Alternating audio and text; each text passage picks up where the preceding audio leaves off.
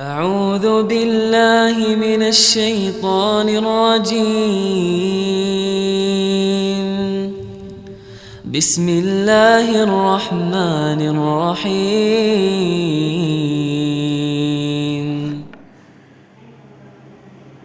الحمد لله إن الحمد لله نحمده ونستعينه ونستغفره ونعوذ بالله من سرور أنفسنا ومن سيئات أعمالنا من يهده الله فلا مضل له ومن يضلله فلا هادي له أشهد أن لا إله إلا الله وحده لا شريك له وأشهد أن محمدا عبده ورسوله أما بعد فقال الله تعالى في القرآن العظيم أعوذ بالله من الشيطان الرجيم يا أيها الذين آمنوا اتقوا الله حق تقاته ولا تموتن إلا وأنتم مسلمون وقال رسول الله صلى الله عليه وسلم وشر الأمور محدثاتها فإن كل محدثة بدعة وكل بدعة ضلالة وكل ضلالة في النار. Ma'asyiral muslimin rahimani wa rahimakumullah. Kita semua selalu diperintahkan untuk selalu bersyukur kepada Allah Subhanahu wa taala atas segala nikmat yang telah dianugerahkan kepada kita semua. Mulai dari nikmat kesehatan badan kita, luangan waktu kita, dan yang paling utama adalah nikmat keimanan dan ketakwaan dalam hati kita. Dan rasa syukur ini harus diwujudkan melalui ketakwaan sebagaimana yang diperintahkan oleh Allah Subhanahu wa taala dalam firman-Nya, wahai orang-orang yang beriman, bertakwalah kepada Allah dengan sebenar-benar takwa kepadanya, dan janganlah sekali-kali kamu mati melainkan dalam keadaan beragama Islam. Karena hakikat syukur adalah menjalankan ketaatan dan menjauhi maksiat. Sebagaimana perkataan Abdul Hazim mengenai syukur dengan anggota badan adalah engkau tahan anggota badanmu dari kemaksiatan dan engkau gunakan dalam ketaatan kepada Allah Ta'ala. Salawat dan salam semoga senantiasa tercurah kepada Nabi kita yang mulia, teladan kita semua, yaitu Rasulullah Muhammad SAW, kepada seluruh keluarganya, para sahabatnya, para tabi'in, para tabi'ut tabi'in, dan semoga kita semua selalu menjadi bagian dari umat beliau sampai hari kebangkitan kelak. Maka khatib menasihati kepada diri khatib pribadi dan kepada jamaah sekalian untuk senantiasa meningkatkan rasa takwa kita sebagai bentuk syukur kita, dan juga karena derajat kita di sisi Allah itu ditentukan berdasarkan ketakwaan kita. Inna akramakum indallahi atqakum. Sebaik-baik kalian di sisi Allah adalah yang paling bertakwa. Ma'asyiral mu'minin rahimani wa rahimakumullah. Maka di khutbah Jumat kali ini khatib akan mengangkat perihal nafkah. Nafkah berasal dari keperkataan yang sama dengan infak, yang berarti pengeluaran dalam suatu hal, dan nafkun yang berarti penghabisan. Maka istilah nafkah ini biasa digunakan dalam kebaikan atau mengeluarkan sesuatu hal dalam hal yang menghasilkan kebaikan. Misalkan menghabiskan hidupnya untuk hal ini, atau dagangannya sudah habis, dan sebagainya. Dalam istilah syar'i, nafkah merujuk kepada uang atau harta yang dikeluarkan untuk memenuhi kebutuhan manusia seperti makanan, minuman, pakaian, tempat tinggal, dan yang lain-lainnya.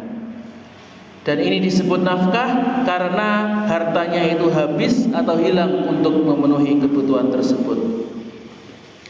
Maka memberi nafkah ini merupakan salah satu perbuatan yang sangat mulia, yang sangat utama, yang Rasulullah sendiri puji di dalam hadis yang diriwayatkan oleh Abu Hurairah radhiyallahu anhu. Beliau bersabda, "Dinarun anfaqatahu fi sabilillah 1 dinar yang kamu infakkan di jalan Allah, wa dinarun anfaqtahu fi raqabati, dan 1 dinar yang digunakan untuk membebaskan 1 orang budak, wa dinarun tasaddaqta bihi, dan 1 dinar yang engkau berikan ala miskinin kepada orang-orang miskin, wa dinarun anfaqtahu ala ahlik, dan 1 dinar yang kamu belanjakan untuk keluargamu, a'dhamuha ajron, adalah yang paling besar pahalanya, alladzi anfaqtahu ala ahlik, adalah yang dikeluarkan untuk keluarga kamu. Maka uang yang kita nafkahkan untuk memenuhi kebutuhan keluarga kita, kebutuhan pasangan kita, kebutuhan anak-anak kita, itu di sisi Allah derajatnya lebih besar daripada uang yang dikeluarkan untuk sedekah, dikeluarkan untuk jihad, atau dikeluarkan untuk membebaskan seorang budak. Maka di dalam Islam, berapakah besaran nafkah yang dikeluarkan untuk pasangan kita, yang harus dikeluarkan oleh suami? Maka nafkah yang diberikan kepada istri itu ditentukan berdasarkan kemampuan suami. Karena masing-masing orang itu beda-beda. Ada yang Allah berikan kelapangan rezeki, yang bisa memberikan sampai ratusan juta bahkan miliaran setiap bulannya. Tetapi ada juga yang rezekinya sedang disempitkan, yang mungkin sehari hanya 20.000 atau 30.000 saja. Maka patokan nafkah bukanlah keinginan istri, bukanlah kemauan istri, tapi bagaimana kemampuan suami untuk mencari nafkah. Tentu kemampuan ini dilandaskan pada bahwa suami itu sudah berusaha dengan sebenar-benarnya, sudah berusaha dengan sekuat tenaga. Jangan sampai kok suami mengatakan saya sudah bekerja dengan semampu saya, tapi ternyata dianya masih leha-leha. Kalau seperti ini berarti suaminya yang belum memenuhi kewajibannya.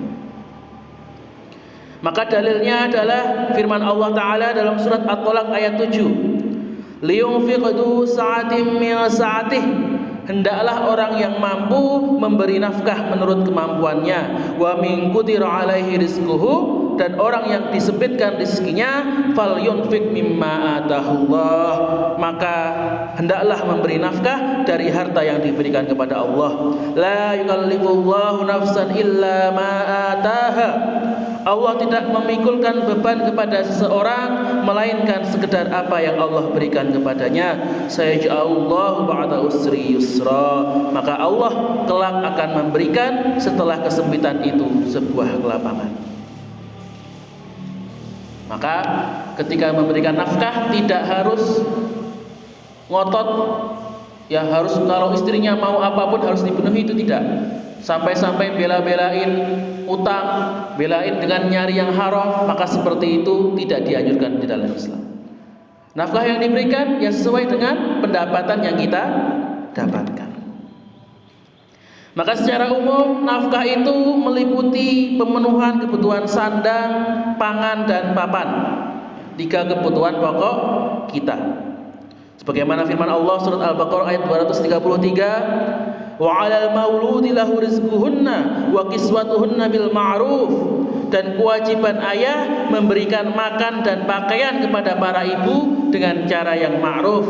Dan surat At-Tolaq ayat 6, askinuhunna min haitsu sakantum min wujdikum, dan tempatkanlah mereka para istri itu di mana kamu bertempat tinggal menurut kemampuanmu, wala tudarruhunna litudayyiqu alaihin, dan janganlah kamu menyusahkan mereka untuk menyempitkan hati mereka. Maka disitulah itu nafkah yang wajib, ya, standar wajib suami untuk memberikan nafkah, seperti makanan, kemudian pakaian, rumah, dan perlengkapannya. Misalkan seorang istri itu berhak mendapatkan nafkah berupa alat-alat kebersihan, alat-alat masak yang diperlukan untuk menjaga kebersihan diri, ataupun makanan yang diperlukan untuk menjaga kesehatan dirinya. Itu standar wajibnya yang harus dipenuhi. Atau adapun kalau misalkan suaminya sedang bermurah hati, sedang pengen membahagiakan istri, boleh memberikan nafkah lebih. Misalkan memberikan hadiah berupa barang-barang mewah atau berupa perawatan diri untuk istri. Dari Aisyah radhiyallahu anhu, Rasulullah sallallahu alaihi wasallam bersabda, khairukum li ahlihi wa ana khairukum li ahli. Yang terbaik di antara kalian, yang paling mulia di antara kalian adalah orang yang paling baik kepada keluarganya, dan aku Rasulullah itu adalah orang yang paling kepada keluargaku. Kemudian dalam upaya mencari nafkah, ada 3 hal yang penting yang harus diperhatikan. Yang pertama, pastikan rezeki yang diperoleh berasal dari cara yang halal, meskipun jumlahnya sedikit. Jangan sampai karena kita mengejar harta yang melimpah, mengejar dunia yang mewah, sampai kita mencari dari jalan-jalan yang diharamkan Allah Ta'ala. Ibnu Taimiyah berkata, wal qalilu minal halali yubaraku fihi. Sedikit dari harta yang halal itu memiliki keberkahan di dalamnya. Dan Rasulullah juga mengancam, tidaklah tempat yang pantas bagi daging yang tumbuh dari harta yang halal melainkan neraka. Maka jika kita tidak takut istri kita, anak kita itu nanti akan dibakar oleh api neraka, silakan kalau mau memberikan makanan dari harta yang haram. Yang kedua, syukurilah nikmat yang diberikan walaupun hanya sedikit. Dari An-Nu'man bin Bashir radhiyallahu anhu, Nabi sallallahu alaihi wasallam bersabda, "Man lam yashkuril qalil lam yashkuril kabir." Siapa yang tidak bersyukur atas yang sedikit, maka dia tidak akan mampu bersyukur atas apa yang banyak. Hadis riwayat Ahmad.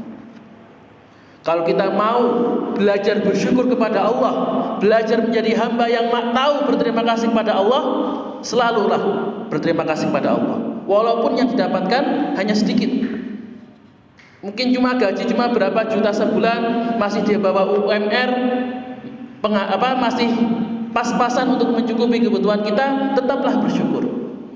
Karena ketika kita bisa mensyukuri yang kecil, mensyukuri yang sedikit yang Allah berikan, insya Allah ketika Allah memberikan kelapangan kepada kita, Allah memberikan kelonggaran kepada kita, kita tetap bisa bersyukur dan tidak menjadi hambanya yang kufur.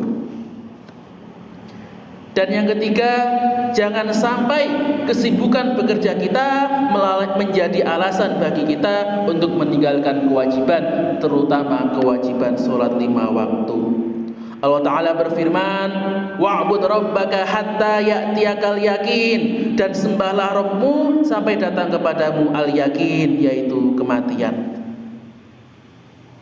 Maka jangan sampai karena kita fokus kepada dunia kita, fokus kepada pekerjaan kita, fokus kepada mencari nafkah, sampai kita lalai untuk menyembah Allah, lalai dari kewajiban kita, terutama sampai meninggalkan sholat 5 waktu.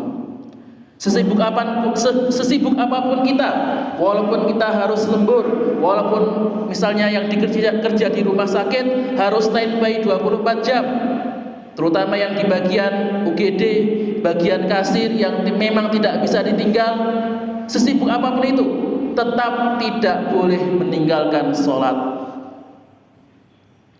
Monggo, waktunya diatur sendiri, di manajemen sendiri, bisa gantian dengan temannya. Ada satu orang yang menjaga, satu orang yang lain sholat, bisa bergantian supaya posnya tidak kosong. Tapi jangan sampai ditinggalkan sama sekali. Kalau ada orang yang dengan alasan bekerja, alasan kesibukan, kemudian dia tidak sholat, berarti dia telah melupakan firman Allah Ta'ala, wa ma khalaqtul jinna wal insa illa liya'budun, bahwa tujuan utama Allah itu menciptakan kita, menciptakan jin dan manusia, itu hanyalah untuk beribadah, hanya untuk menyembah Allah. Yang lain-lain itu ekstra, yang lain-lain itu tambahan, yang lain itu sarana untuk menyembah Allah, bukan menjadi tujuan utama. Jamaah rahimani wa rahimakumullah. Maka marilah kita selalu berdoa kepada Allah Ta'ala agar kita dimudahkan dalam mencari rezeki yang halal, yang thayyib, yang diberkahi oleh Allah Ta'ala, dan semoga dengan rezeki itu kita bisa menafkahi keluarga kita, dan semoga kita juga diberi kemudahan oleh Allah Ta'ala untuk tetap beribadah, untuk tetap menjalankan kewajiban sholat kita walaupun di tengah kesibukan pekerjaan kita. Barakallahu li wa lakum fil Qur'anil azim wa nafa'ani wa iyyakum minal ayati wat dzikril hakim wa taqabbal minni tilawatahu innahu huwal ghafurur rahim.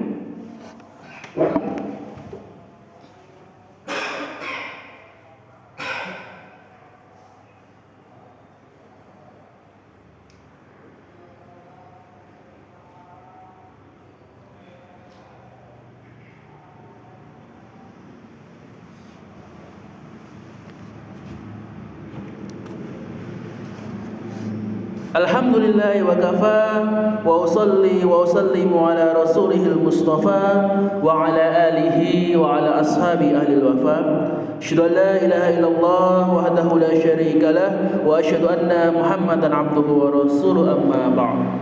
Fa ya ayyuhal muslimun usikum wa nafsi bitaqwallah wa alamu annallaha amarakum bi amrin 'adzim amarakum bis salati was salami ala rasulihil karim. فقال الله تعالى في القرآن العظيم أعوذ بالله من الشيطان الرجيم إن الله وملائكته يصلون على النبي يا أيها الذين آمنوا صلوا عليه وسلموا تسليما اللهم صل على محمد وعلى آل محمد كما صليت على إبراهيم وعلى آل إبراهيم إنك حميد مجيد اللهم اغفر للمسلمين والمسلمات والمؤمنين والمؤمنات الأحياء منهم والأموات إنك سميع قريب مجيب الدعوات يا قاضي الحاجات اللهم انصر المستضعفين من المؤمنين والمسلمين في فلسطين